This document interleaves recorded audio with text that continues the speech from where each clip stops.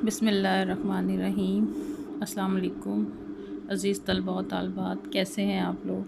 उम्मीद है सब खैरियत से होंगे।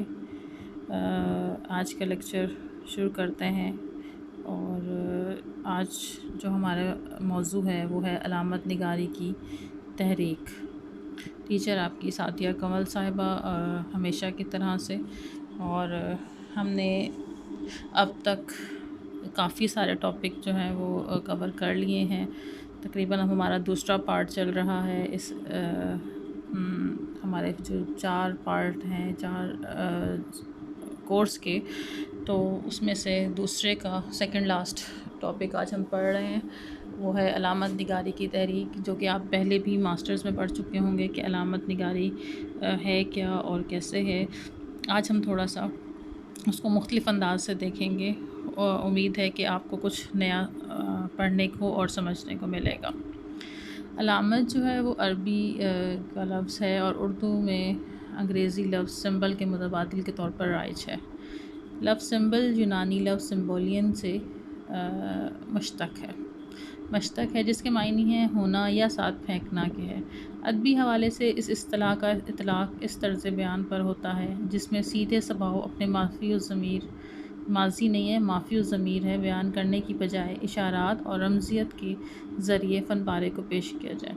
ये अदीब के तख्लीकी अमल का एक हिस्सा और रवैया है। लिखने वाला फ़न पारे में एक चीज़ को दूसरी चीज़ के मुआविन, मुतरादिफ़ या निशान या नुमाइंदे के तौर पर पेश करता है। कारी के इब्लाग के लिए दोनों चीज़ों यानी असल और उसके नुमाइंदे के बारे में बुनियादी खसाइस या नौइयतों का इल्म होना ज़रूरी है, तभी वो इस्तिसाली यानी कि मुरादी मायने तक पहुँच सकता है। एक तरह से अलामत का काम लफ्ज़ों या चीज़ों के कायम तसव्वुरात को तोड़कर उन्हें नए मफ़ाहीम अता करना है। यूँ अलामत लफ्ज़ों के लफ़वी या गहरे मायने के मुकाबले में मख्फ़ी या लामहदूद पहलुओं की तरफ इशारा करती है। ये सूरत हाल बाज़ औक़ात इबहाम और गुंजलकपन भी पैदा कर देती है, क्योंकि इंसानी ज़हन आम तौर पर लफ्ज़ों के मुरव्वज और सामने के मायने की तरफ लपकता है। ताहम अलामत का जो मफ़हूम है वो गौर करने पर सामने आता है और सिलसिलावार जिस भी फ़नपारे के अंदर ये अलामत इस्तेमाल हुई है वो सिलसिलावार फ़नपारे की गिरहें खुलती हैं। वो इतना आसान नहीं होता उसको समझना। कारी के लिए अलामती तहरीर में गौर व फ़िक्र और संजीदगी का मुताला करती है। आम कारी जो समझता नहीं है, इन चीज़ों पे गौर व फ़िक्र नहीं करता है, उसके लिए अलामत को समझना बड़ा मुश्किल हो जाता है। जोंग ने अलामत का सरचश्मा जो है वो इंसानी लाशऊर को करार दिया है। उसने लाशऊर से जन्म लेने वाली अलामत के मुकाबले में शऊरी कोशिश से वज़ा की गई अलामत को तख्लीकी एतबार से कमतर करार दिया है, क्योंकि ऐसी अलामतें अपने अंदर इंकशाफ की तवानाई नहीं रखती, मारवाए शऊर का अदराक करवाने से भी आरी होती हैं। ये अलामतें निशान की सतह से ऊपर उठने में नाकाम रहती हैं और ये सवाल भी पैदा होता है कि अलामत और निशान में बदही इम्तियाज़ क्या है। इसी तरह से ऐसा महसूस होता है कि तशबीह, इस्तारा, ये जो हमारे सामने हैं, इनकी अलामत की राहें इनसे जुदा कब होती हैं? क्या ये भी तशबीह, इस्तारा भी अलामत की ही एक किस्म है? ये भी एक सवाल पैदा होता है, क्योंकि अलामतें जब अपनी पहली बार पहचान बनाती हैं तो उसकी इब्तदाई मंजिल तशबीह या इस्तारा होती है। ताहम कामयाब अलामत ख़ुद को इस्तारे की सतह से ऊपर उठाती है। इस्तारा अपनी वज़ा में महदूदियत का हामिल होता है। इस्तारा किसी दूसरी चीज़ की नुमाइंदगी करते हुए उस चीज़ के महसूसात या ख़यालात का हामिल होने का दावा नहीं करता, ना ही इसमें वो पुरअसरारियत होती है जो अलामत का ख़ासा है। अलामत दूसरी चीज़ का भरपूर तसव्वुर उभारती है, जबकि इस्तारा कोई ऐसा तसव्वुर पेश नहीं करता। इस लिहाज से इस्तारा अलामत से कमतर दर्जे का हामिल है। अगर हम देखें कि इस तरह से हम निशान में बुनियादी फ़र्क को मलहूज़ रखेंगे। निशान असल चीज़ का मुतबादिल होता है, जबकि अलामत का मफ़हूम निस्बतन कुशादा होता है। निशान के मायने तयशुदा होते हैं, हर आदमी उनसे वही मायने मुराद लेता है जो वक्त के तसलसल या समाजी अमल के नतीजे में तय पाते हैं। जबकि ट्रैफिक का सिग्नल का रंग बदलना या सूरज का सफ़र करते हुए एक ख़ास मकाम तक पहुंचना, दीवार के साए से वक्त का अंदाज़ा लगाना निशान की मुख्तलिफ़ सूरतें हैं, जबकि अलामत के कोई तयशुदा बिज़ात मायने मफ़हूम नहीं होता, बल्कि कारी अपने इल्म और तजर्बे उस्ताद तबा के मुताबिक इससे मायने अख़ज़ करता है। अब सवाल ये पैदा होता है कि अलामत बनती कैसे है और कहाँ से आती है। बादियो नज़र में अलामत साजी का कोई फार्मूला नहीं है। इसकी तश्कील या तख्लीक करने वाले अपने लाशऊरी धुंधलकों से एक तासुर की झलक लेकर मंजरनामे में मौजूद किसी शय के वस्फ़ से हम आमेज़ करके एक मरकज़ की हैसियत अता कर देता है। आम तौर पर अलामत साजी के लिए असातीर, हिकायतें, लोक दानिश के मुख्तलिफ़ मज़ाहिर, मजहबी सहाइफ़ व कसाइस और समाजी तोहमात मंबा की हैसियत रखती हैं। शायद इस पहलू को मद्देनज़र रखते हुए बाज़ नाक़दीन ने अलामत को कदीम असलूब की जदीद शक्ल भी करार दिया है। नाक़दीन ने अलामत को अक़साम में तकसीम करके उसकी दर्जा बंदी करते हुए ख़साइस का तयन किया है। इस हवाले से बाज़ औक़ात अलामत की दो बड़ी किस्में अदबी और गैर अदबी अलामतें करार दी गई। अदबी अलामतें अमूमन तारीख़ी, ड्योमालाई, समाजी, माशरती, आफाकी और शख्सी और ज़ाती अलामतों के ज़ैल में तकसीम किया गया। अब ये हम देखते हैं कि अलामत की ये तहरीक स्टार्ट कब हुई थी, शुरू कब हुई थी और कौन इसके इब्तिदा में इसका काम किसने सर अंजाम दिया या अलामत सबसे पहले किसने इस्तेमाल की। तो फ़्रांस में अलामत की तहरीक का आगाज़ हुआ था, जो 1884 में हुआ। उसके बुनियादी कार परदाज़ों में उस वक्त के 3 अहम शोरा पॉल वर्लेन, रेनबो, मलारमे शामिल थे। ताहम अदबी और तनकीदी हवाले से अलामत निगारी को 19वीं सदी के वस्त से ही बोदलेयर, अलेक्जेंडर जीगा और याक दी नवोल अपने मज़ामीन में ज़ेर बहस ला चुके हैं।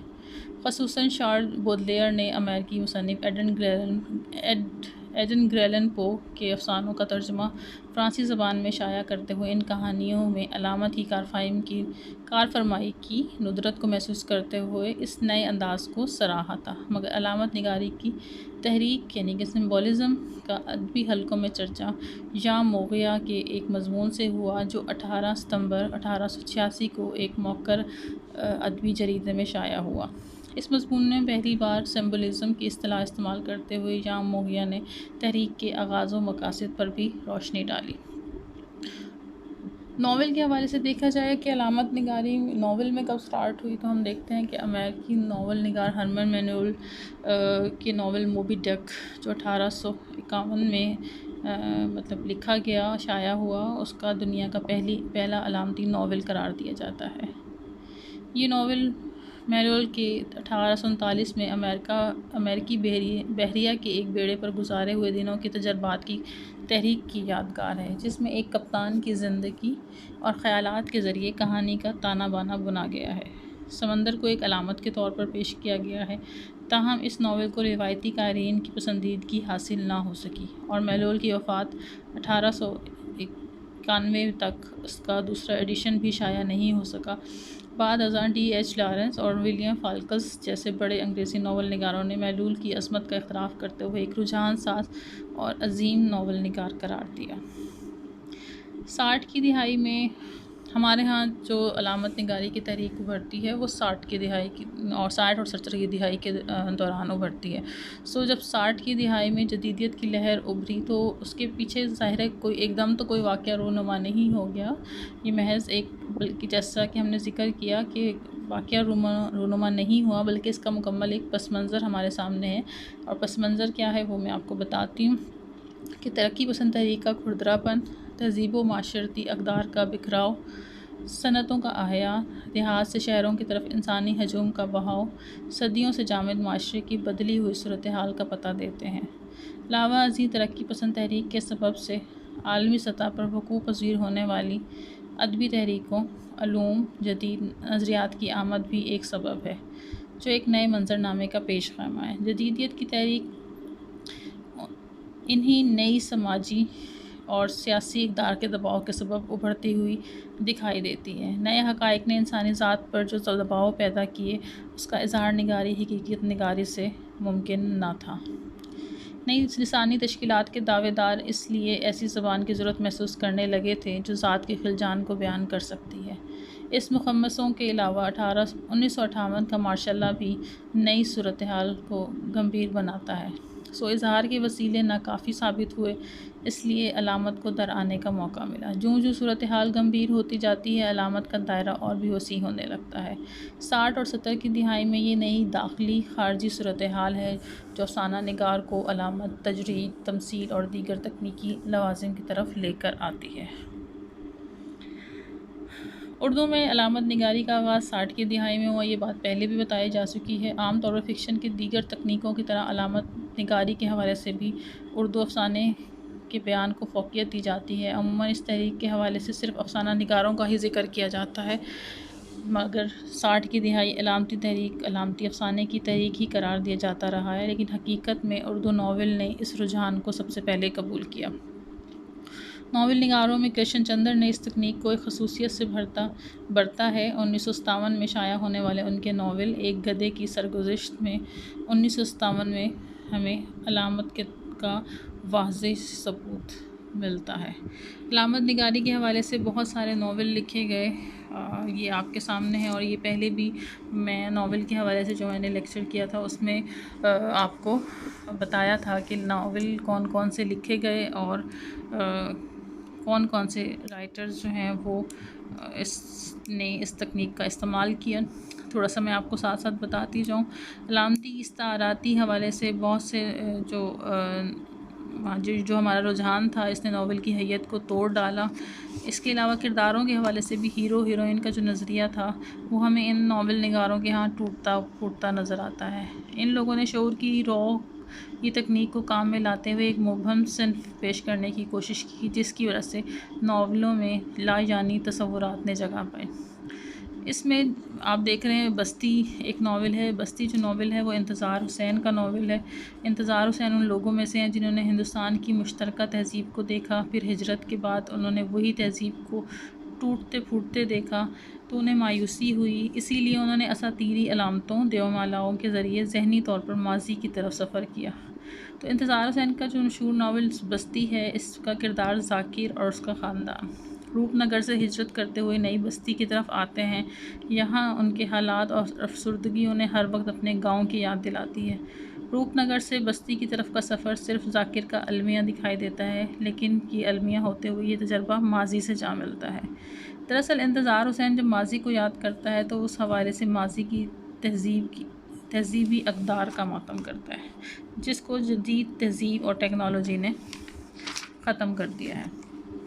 इसके अलावा एक और अहम नावल अलामती लिहाज से डॉक्टर अनवर सज्जाद का खुशियों का बाग है। ये नावल अलामती और इस्ताराती होने की वजह से बड़ा पेचीदा है। यहाँ ख़ुद कलामियों का एक तवील सिलसिला और बयानात दर बयानात नज़र आते हैं।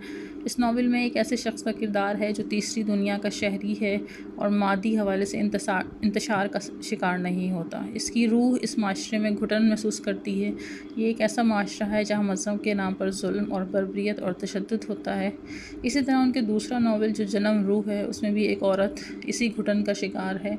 ये औरत अपने राह में हाइल ख़ानदान और शौहर को छोड़ नहीं सकती। अनवर सज्जाद के नावल खौफ, घुटन, मायूसी और बहुत से अलामती इस्ताराती पहलुओं पर मुश्तमिल हैं। इसके अलावा हम देखते हैं अनीस नागी का जो नावल है दीवार के पीछे, वो भी हैयत के एतबार से लातादाद उसमें इस्तारे, अलामतें, ख़ुद कलामी और एक आज़ाद तराज़ुम ख़याल की तरह की फ़िज़ा नज़र आती है। दीवार के पीछे का जो मरकज़ी किरदार है वो भी एक नफ्सियाती मरीज़ है। इसके अलावा उनका एक और नावल मैं और वो में भी यही कैफियत मौजूद है। उनके दोनों नावलों के किरदारों पर मायूसी और कनूतियत के असरात हैं। ख़ास तौर पे उन नावलों में मग़रिब का फ़लसफ़ा वजूदियत भी हमें नज़र आता है, जिसमें इंसान को तन्हा किया जाता है। इसके अलावा हम देखते हैं फ़हीम अज़मी का एक नावल है जन्म कुंडली, जो कि बहुत अहम नावल है। उसमें भी उन्होंने इस्ताराती और अलामती अंदाज़ में पुरानी हैयत को तोड़ा है और जिसकी इब्तिदा में उन्होंने लिखा कि एक तजर्बाती नावल है। इस नावल में बेतरतीब किस्म के ख़यालात और तसव्वुरात का इज़हार किया गया है। कहा जाता है कि इस नावल की इब्तिदा से या दरमियान से या आखिर से पढ़ा जाए तो कोई फ़र्क नहीं पड़ता है, जिसकी वजह ये बयान की जाती है कि मुसन्निफ़ का इस नावल में असलूब बहुत अच्छा है, इसलिए कारी को हैयत के तोड़ने का पता ही नहीं चलता। हमने पिछले जो हमने नावल के हवाले से पिछले लेक्चर्स थे उसमें हमने बानो कुद्सिया का नावल राजा गिद्ध भी पढ़ा था। राजा गिद्ध जो है वो भी एक अलामती नावल में आता है तो वो भी हम इसमें देख सकते हैं। तो बानो कुद्सिया के ने भी उस नावल के अंदर ऐसे माशरा जो इश्क़ हासिल का शिकार है, जो रूहानी से ज़्यादा जिस्मानी हवाले रखता है, और वो इसी वजह से माशरा इंतशार का शिकार होता है, और उसमें उन्होंने रिज़्क़ हराम के असरात भी उस नावल में बताए हैं। तो ये थे थोड़े से चंद इम्पॉर्टेंट नावल जो कि अलामत निगारी की टेक्निक पर लिखे गए हैं, जो हमारे सामने आते हैं। इसके अलावा यहाँ बहुत से नावल मैंने कोई 15-20 नावल्स हैं जो जिनका नाम मैंने यहाँ पे लिखा है। हमने जो अब्दुल्ला हुसैन है उसका भाग यहाँ 12 नंबर पे है। आप देखें भाग भी एक अलामत के तौर पे अलामती नावल के उसमें आता है, और भाग भी हम पे भी काफ़ी डिटेल में हम बात कर चुके हैं। सो अब हम आते हैं अफ़साने की तरफ। अलामती अफ़साना होता कैसा है? तो अलामती अफ़साने का जो वस्फ़ है वो ये है कि जितना अफ़साना निगार कहता है, कारी उससे ज़्यादा इदराक करता है। यहाँ पे आप ये समझ लें कि ऑथर की डेथ हो जाती है, डेथ ऑफ ऑथर की बात हो रही है कि समझने वाला उसको अपने अंदाज से और ज़्यादा बेहतर अंदाज से समझता है।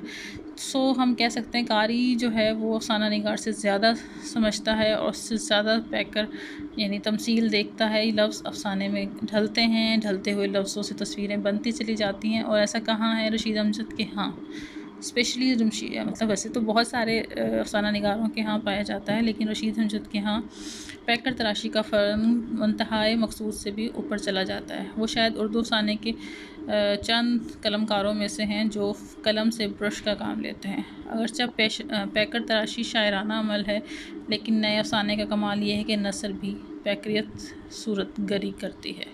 रशीद अमजद पैकर से ज़्यादा काम लेते हैं, जैसे उनकी एक अफ़साने में देखिए, मीठे पानियों की लज्जत, लहलहाते खेतों के जायके बाहें समेट लेते हैं, जंगल में अकेले होने का दुख, मगर मैंने तो ये सफ़ात पहले ही फाड़ डाले थे, रिश्ते टूट गए हैं तो मेरे पास बेमायनी लफ्ज़ों का ढेर रह गया है, जो ना बोलता है ना देखता है, लफ्ज़ों की ज़बानें कटी हुई। अब देखें, लफ्ज़ों की ज़बानें कटी हुई हैं, यहाँ पर हमें पूरी कहानी समझ में आ जाती है कि जो हम जिस दौर में उन्होंने ये इस तरह की कहानियाँ अफ़साने लिखे, माशाल्लाह का दौर था, तो लफ्ज़ों की ज़बानें कटी हुई हैं, इससे पूरा मंजरनामा हमारे सामने खुल के आ जाता है। रशीद अमजद हर जुमले में पैकर बनाते हैं, और इस तरह उनकी तहरीर में एक हुस्न पैदा होने के साथ साथ अलामत की तरसील भी हमें नज़र आती है। जी जनाब, ये जनाब थोड़ा सा हम पीछे चले गए हैं, इसको मैं सेट करती हूँ, फिर आपको हम आगे लेके चलते हैं।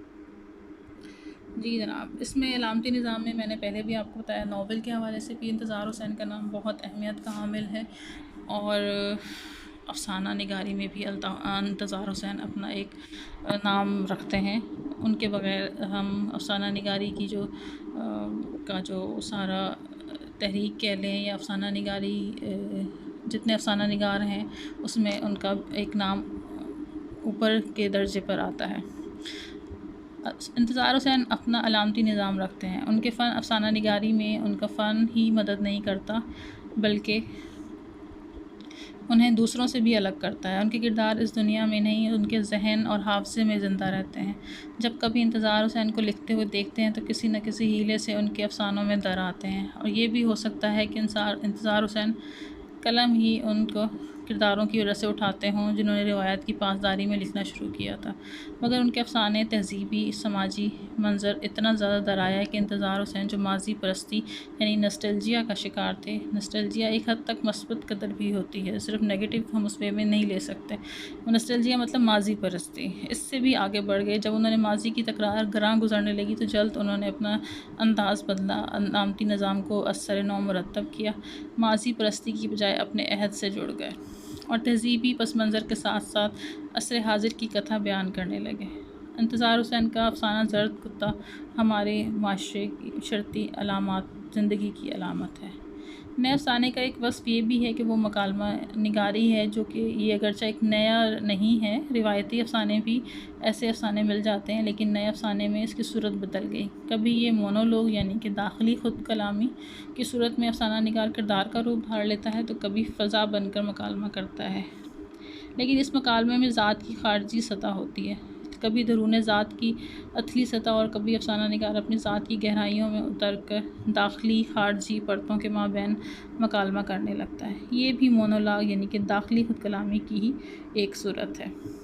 ऐद हाजिर के अफसाना निगारों में असातीरी अलामतों को भी इस्तेमाल किया गया, अगरचे ये सूरत रिवायती अफसाना निगार के यहाँ भी मिल जाती हैं, खुसूसन बेदी मंटो वगैरह के यहाँ। लेकिन जदीद अहद में शऊरी या लाशऊरी हर दो सतह पर नए अफसाने में दर आई है। इंतज़ार हुसैन, अनवर सज्जाद, मोहम्मद उमर मेमन, खालदा हुसैन, रशीद अमजद, अहमद जावेद, मंशा याद, मिर्ज़ा हामिद बेग, असद मोहम्मद ख़ान और दीगर नए लिखने वालों ने के यहाँ असातीर एक नए तर्ज पर जलवा नुमाई करती है। इसके बरक्स जब हम अनवर सज्जाद के अफसानों को देखते हैं तो ऐसा महसूस होता है कि अनवर सज्जाद शायराना वसाइल से काम लेते हैं, क्योंकि फ़र्द के तह दर तह गुंजलक मसाइल और उनकी नफ्सियाती तस्वीर कशी के लिए शायराना वसाइल का इस्तेमाल उनकी मजबूरी बन जाता है। शायराना वसाइल से काम लेने के बावजूद उनकी नसर में मिठास शगुफ्तगी की बजाय करख्तगी और खुरदरापन पैदा हो जाता है। खालदा हुसैन ने रमज़िया अलामती और दाखिलियत पसंदी का असलूब अख्तियार किया, क्योंकि उनकी कहानियों में वजूदी मसाइल और किसी हद तक सूफियाना फ़िक्र भी मौजूद है। असलूब और तकनीक के हवाले से जिन अफसाना निगार ने नए अफसाने की शनाख्त में अहम किरदार अदा किया, बतौर अफसाना निगार अपनी पहचान बनाई, उनमें इंतज़ार हुसैन, अनवर सज्जाद, खालदा हुसैन, रशीद अमजद, मसूद अशर, मंशा याद और ये आसिफ फ़र्रुख़ी वगैरह शामिल हैं। जदीद नज़्म का आगाज़। अब हमें अपने अफसाना और नावल पढ़ लिया। तीसरी किस्म है शायरी, और शायरी में जो नज़्म है उस का इस अलामती जो रुझान है वो नज़्म में गज़ल की निस्बत ज़्यादा सामने आता है। और जदीद नज़्म का आगाज़ 1960 के बाद हुआ, उन शोरा के यहाँ हुआ जो माबद तबियाती तसव्वुरात से कट जाने के बाद सिर्फ़ ये सवालात बाकी रह गए थे: कायनात क्या है, ज़िंदगी क्या है, माशरा क्या है, मैं कौन हूँ, सबका आपस में ताल्लुक़ क्या है। इसके अलावा इन शोरा के यहाँ हमें रूह के तहफ़्फ़ुज़ से ज़्यादा जिस्म के तहफ़्फ़ुज़ का हवाला नज़र आता है। नया शायर अपनी शनाख्त चाहता है। इन शोरा में तश्कीलाती ग्रुप में शामिल हैं जो कि दर्ज झैल हैं। तश्कीलाती ग्रुप क्या था? तश्कीलाती ग्रुप जो हम देखते हैं, जो हमें उन शोरा के यहाँ जिन्होंने नए अल्फाज को रवाज देने की कोशिश की, उनमें ये तहरीक का जो आगाज़ करने वाले हैं उनमें जिलानी कामरान, इफ्तिखार जालिब, अनीस नागी वगैरह शामिल हैं। इनकी किताबें माखज़ और अस्तांज़े जो हैं वो बहुत अहम हैं, जिसमें उन्होंने अपनी शायरी में नए अल्फाज को रुझान दिए, नई नई तराकीब हमारे सामने लाए। और उन्होंने कहा था कि कब तक ये जो है हमारे पर पुराने अल्फाज हम पर राइज किए जाते हैं, हम अपने दौर के हिसाब से नई तरह से नई शायरी की तरफ लेंगे, हम पुराने रुझान से हट के सामने आएंगे। लिहाजा उन्होंने बहुत से नामानूस अल्फाज को नज़्मों का हिस्सा बनाया। और इन शायरों के ख़्याल में बुनियादी अहमियत लफ्ज़ की है। ख़याल लफ्ज़ की वसासत से ही आगे बढ़ता है। इफ्तिखार जालिब लिसानी तश्कीलात के हवाले से एक अहम नाम है, और इनकी किताब माखज़ जो है वो काफ़ी अहम है। इफ्तिखार जालिब का ख़्याल है कि हम लफ्ज़ के हवाले से कब तक महदूद दायरे में बंद रहेंगे और कब तक ग्रामर वाले हम पर हुकूमत करते रहेंगे। लिहाजा नया निज़ाम वज़ा करना चाहिए, इसलिए कि शायरी को पढ़ते वक्त ये एहसास हो कि हम मुख्तलिफ़ किस्म की शायरी पढ़ रहे हैं। उनके यहाँ तन्हाई, बेसमती, इंतशार के तसव्वुरात कसरत से मौजूद हैं। उनकी नज़म तन्हाई का चेहरा में ये सारी कैफ़ियत मौजूद हैं। अनीस नागी भी लिसानी तश्कीलात के हवाले से एक अहम नाम है। अनीस नागी ने तनकीद में भी ये काम किया और नज़में भी लिखी। उनके यहाँ मुकरू, ममनू, नामानूस अल्फाज बकसरत नज़र आते हैं। उनकी नज़म में इंतशार, बेसमती और अबहाम से पर के तसव्वुरात मौजूद हैं। अनीस की नज़म बेसमती का शिकार है। इस तरह लिसानी तश्कीलात से वाबस्ता दूसरे शोरा में सलीम उर रहमान, ज़ाहिदार वगैरह शामिल हैं। जिलानी कामरान भी लिसानी तश्कीलात का एक अहम नाम है। इनकी किताब स्तांज़े जो है वो बहुत अहम है इस हवाले से। जिलानी कामरान एक नक़ाद हैं और नज़्म निगार हैं। इनके यहाँ मुल्क की मोहब्बत के साथ साथ इस्लामी तहज़ीब की बाज़ियाफ़त भी मिलती है। उन्होंने रूहानी कदरों के मिटने का मातम शिद्दत से किया है। उनकी एक नज़्म नक्शे कफ़े पा के किरदार ऐश व इशरत में डूबे हुए हैं और मौत से दूर भागते हैं। वो जिस्म को तस्ख़ीर करना चाहते हैं और रूह से मुनहरिफ हैं। उनके ख़्याल में हमारा नया शायर जिस्म के बचाव के लिए फ़ितरत की परस्तिश करता है।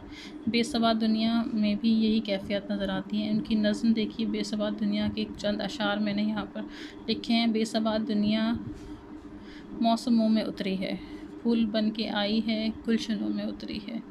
तू अगर हमें मिलता उम्र की मुसाफत में, हम तेरे दरख्तों के फूल बन गए होते। पाकिस्तानी नज़म का मुताला किया जाए तो हमें उर्दू नज़म में शक्ल, बयान, मौजू, मवाद वग़ैरह की बहुत सारी तब्दीलियाँ नज़र आती हैं। गज़ल की निस्बत हमें नज़म ने आलमी तहरीकों के ज़्यादा असरात मुरतब किए हैं। हम देखते हैं कि जितनी तहरीकें गुज़री उस सब में उर्दू नज़म पर अपने असरात छोड़े हैं।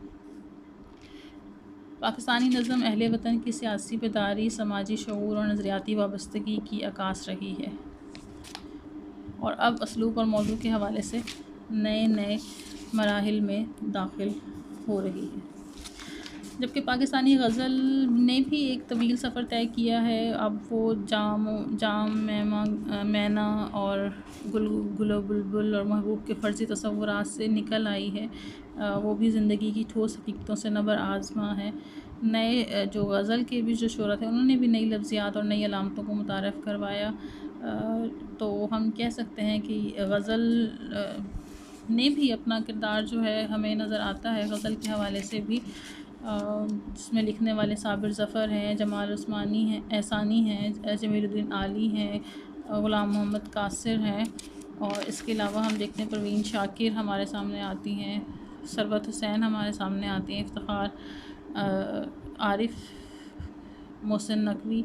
ये वो शायर हैं जिन्होंने बहुत गज़ल में अपना जो है नाम बनाया और 70 की दिहाई में स्पेशली जंगों के हवाले से, या 65 की जंग थी या 71 की जंग थी, मज़हबी हवाले से, तारीख़ी हवाले से भी गज़ल में भी नुमायाँ हमें नाम नज़र आता है। लेकिन रिवायात से फिर भी जुड़ी रही हमारी गज़ल और तहरीकों का असर जितना नज़्म ने के अंदर तब्दीली आई, उतनी तब्दीली हमें गज़ल के अंदर महसूस नहीं होती। तो ये था हमारा टॉपिक अलामत निगारी। उम्मीद है आपको समझ आ गया होगा और इंशाल्लाह नेक्स्ट लेक्चर के साथ फिर आपकी खिदमत में हाज़िर होंगी। तब तक के लिए इजाज़त दीजिए। अल्लाह हाफ़िज़।